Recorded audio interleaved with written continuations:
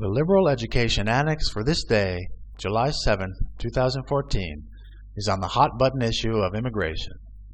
For those of you Democrats out there who think the leaders of your party are such caring and sympathetic humanitarians, and all that they want is what's good for the illegal Hispanic immigrants, think again. It's all about the new voter bloc and how Democrats can keep creating suppressed peoples to keep them in power in their champagne wishes and caviar dreams. One of the richest members of Congress, Nancy Pelosi, who is worth more than $100 million, has done absolutely nothing for the Hispanic immigrants, legal or illegal, except try to import more. When was the last time you heard a charity created by Pelosi to help build housing or shelters? Thought so.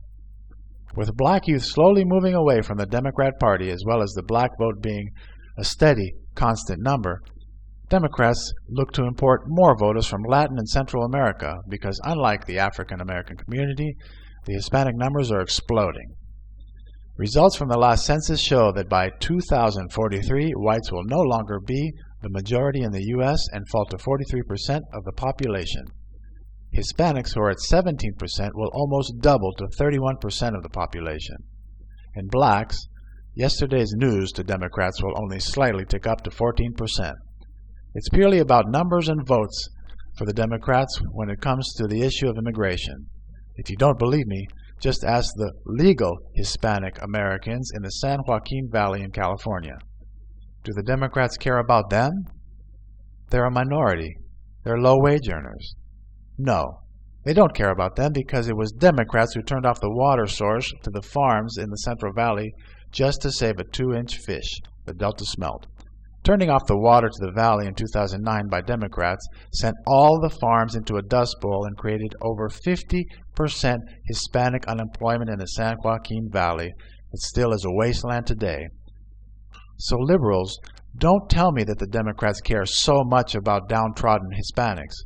They only shed crocodile tears for the ones that can't vote yet, and the ones that can vote, to hell with them. Now, black unemployment is double that of whites at 10.7%, and the answer to this homeland humanitarian crisis in the black community by America's first black president and the Feel Your Pain Democrats is what? Import low-skilled illegal alien Hispanics for low-skilled jobs.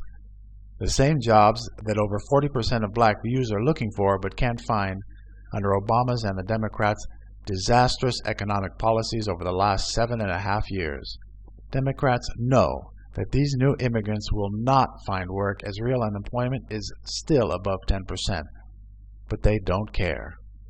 They can get these new voters hooked on the government handout and keep their taxpayer-funded limousines and jets, just like Franklin Delano Roosevelt did in the 1930s, and just like Lyndon Johnson did in the 60s. It's a tried and true Democrat ploy to create new voters by creating new government dependents. It's just updated for the new rise in Hispanic population. Another reason that the Democrats are rushing to push through immigration reform now is that they are worried what will happen to the black vote once Obama is not on the ballot. Obama commanded a blind vote for the Democrat Party by over 90% of black voters when he ran in 2008 and 2012. The party is now worried that without Obama, the black voter will realize that the Democrats have done nothing for them over the past 50 years of empty promises, as former Democrat and Obama supporter Charles Barkley recently said, and either vote Republican like Charles or stay home.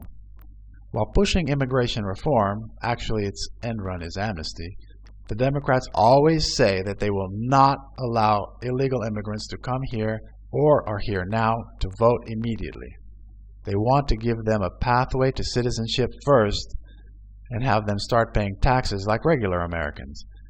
Let's make it 10 years before they can vote, they say, and that gives hope to the gullible rhinoceroses in Congress that we can win their hearts and minds in those long 10 years.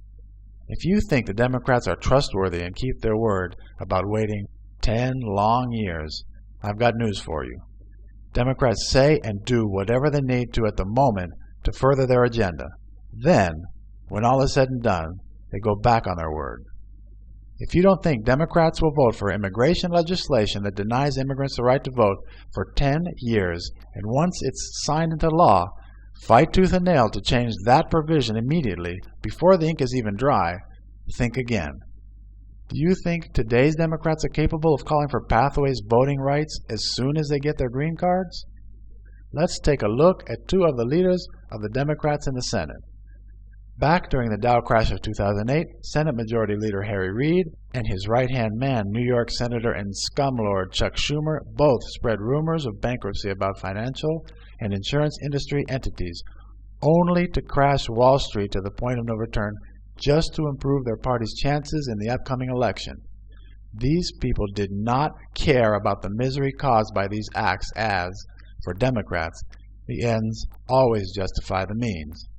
I will bet anyone out there that if they pass immigration reform soon, and all proposals have the so-called pathways paying taxes, Chuck Schumer will be on every TV show he can find talking about his newfound love for the Constitution.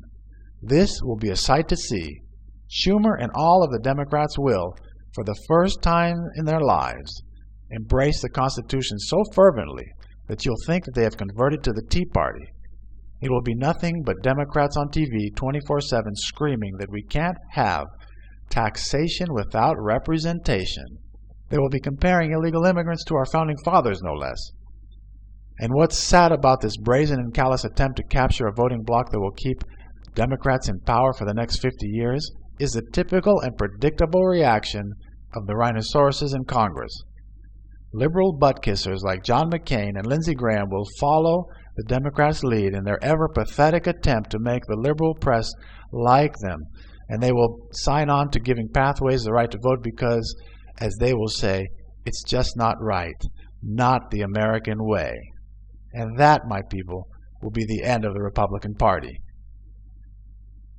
Another reason that the Democrats want to push through immigration reform before President Obama leaves office is to have a backup plan to a Pathway Voting Rights Act.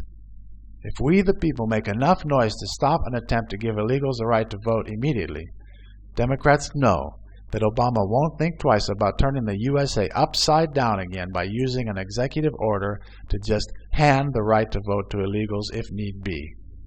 Even though the president is the first black president in history, he has shown time and time again that he has no shame in pandering to the new juggernaut that is the Hispanic demographic.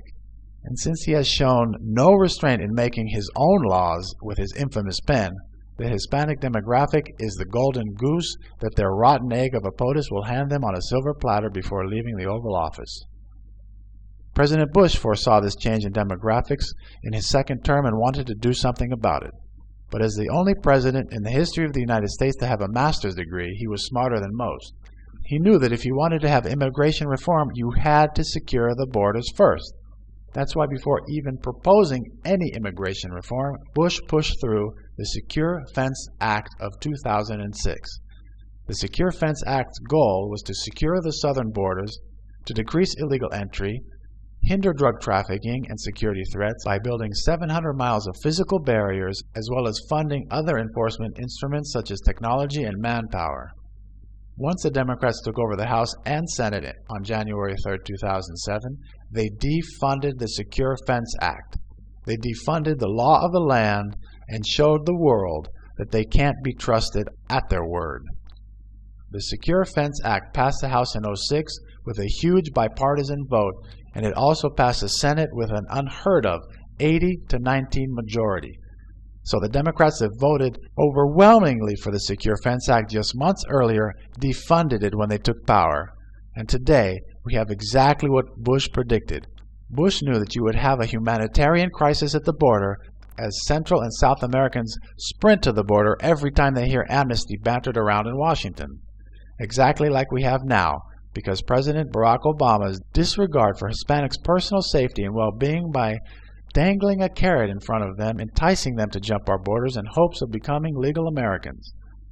This sick and twisted attempt to increase the Democrat voting bloc has put thousands of people, and especially children, at risk of death by making most of them cross 100-degree temperatures in the Mexican desert, and with the danger of rape and kidnapping from the scum of the earth the smugglers called coyotes.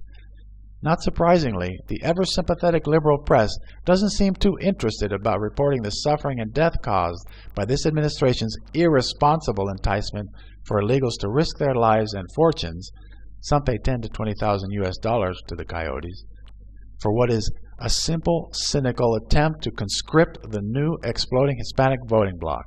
With the crisis at border facilities like Marietta, Obama and the Democrats have exactly what they wanted when they defunded the fence, illegally gave Dreamers amnesty by executive order, and floated the carrot of amnesty for over a year now. And the bonus to all this is another chance to call protesters against this illegal act by a lawless administration racist. Obama and others have played the race card over and over again to divide America, to make it easier for their agenda to slide through, and to pander to minorities by demonizing Republicans and whites in general as bigots. The protesters in the streets now are just everyday Americans who want to protect their own towns from the tsunami of illegal aliens that have already been diagnosed as carrying tuberculosis, dengue fever, measles and chickenpox, and now the swine flu, H1N1, that has just appeared in a San Antonio shelter for illegals. Does this administration that orchestrated this crisis care about any of the many disastrous consequences that have emerged? Of course not. It's all about furthering their agenda and consolidating their power in D.C. And yes, it is about power and who's going to run the country. I am not ashamed to say it because they are not ashamed about doing it. Look at what the Democrats have done since taking over the House and Senate on January 3, 2007. They inherited 4.6% unemployment from the GOP and brought about an economic disaster not seen since the Great Depression just to capture the White House and keep Congress under their demonic control. To fall for the Democrat immigration death trap will be the end of the GOP, but more important, it will bring about a Democratic majority for decades to come. And that will be catastrophic for all Americans, as the liberal agenda is to keep everyone down except those Democrat millionaires in D.C. running everyone's life into the ground.